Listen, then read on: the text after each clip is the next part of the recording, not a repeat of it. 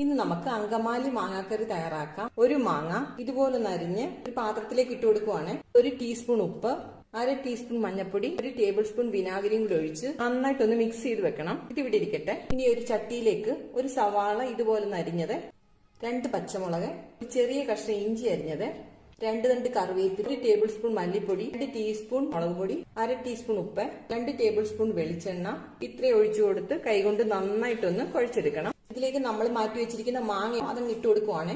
2 cup രണ്ടാം പാലും കൂടി ഒഴിച്ചു കൊടുക്കുന്നുണ്ട്. നന്നായിട്ടൊന്ന് മിക്സ് ചെയ്ത് കൊടുക്കണം. ഇനി മാങ്ങ വേവുന്നവരെ അടച്ചു വെച്ച് വേവിച്ചെടുക്കാം. മാങ്ങ നന്നായിട്ട് വെന്തിട്ടുണ്ട്. ഇതിലേക്ക് 1-ാം പാലം ഒഴിച്ചു കൊടുക്കുവാണ്. നമുക്കിനി കടുക് താളിച്ചിടാം. 1 ടേബിൾ സ്പൂൺ വെളിച്ചെണ്ണ ഒഴിച്ചു കൊടുക്കുന്നുണ്ട്. നന്നായി ചൂടായി കഴിയുമ്പോൾ 1/4 ടീസ്പൂൺ കടുക്, 4 വെളുത്തുള്ളി വട്ടത്തിലരിഞ്ഞത്, 2 തണ്ട് കറിവേപ്പില, 2 വറ്റൽമുളക് നന്നായിട്ടൊന്ന് മിക്സ് ചെയ്ത് കൊടുക്കാം. കടുക് താളിച്ചങ്ങ് ഇട്ട് കൊടുക്കാം. അങ്കമാലി മാങ്ങാക്കറി റെഡി ആയിട്ടുണ്ട്. മാത്രം മതി നമുക്ക് ചോറുണ്ണാൻ. ഇതുപോലുള്ള വീഡിയോസ് ഒക്കെ നിങ്ങൾക്ക് ഇഷ്ടമാവുകയാണെങ്കിൽ ഒന്ന് സബ്സ്ക്രൈബ് ചെയ്ത് കാണാൻ ശ്രമിക്കണേ.